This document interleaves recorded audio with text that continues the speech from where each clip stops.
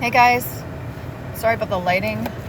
Anyways, so I wanted to make a video. You know how you go out of your way to help a person, okay? And I understand at this point in my life that when we intervene, especially in other people's karma, what happens is we intertwine our energies with them for that brief period of time.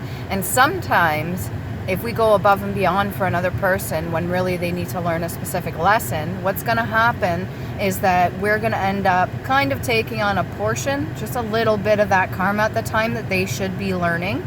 And sometimes it's really hard because if you have a big heart, you want to be able to give to somebody, you want to be able to help somebody out, you want to be able to lift them up. And you could do that just fine. But the minute you go over or extend yourself too much, or you end up intervening in their karma in a sense that you're kind of getting them out of, let's say they get thrown away in a drunk tank or something and you have to pull them out and they're not learning their lessons by waking up the next day and having to, sober up or sit there and think for a bit. That whole idea of going within hermit mode and sitting there and having that time to reflect on the choices that you made and everything like that.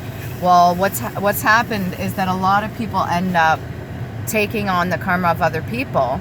And sometimes those other people, if they're not truly grateful, what'll happen is they'll be up on their great horse and everything like that, and they'll be off galloping away and so happy, and maybe even they'll get a stroke of good luck or something great will happen. But then they kind of leave you in the dust and you're just standing there or you're sitting there and you're thinking, didn't I just help you get out of that situation? And you think, well, where's the gratitude? Where's the thank you at least? Or something like that. And when really it was just you intervening and you kind of swapped energies for a moment. So your pure heart, your true love, your unconditional love allowed them to kind of supersede that moment in which they should have been reflecting on something and going within. And then that kind of gave them like a free pass.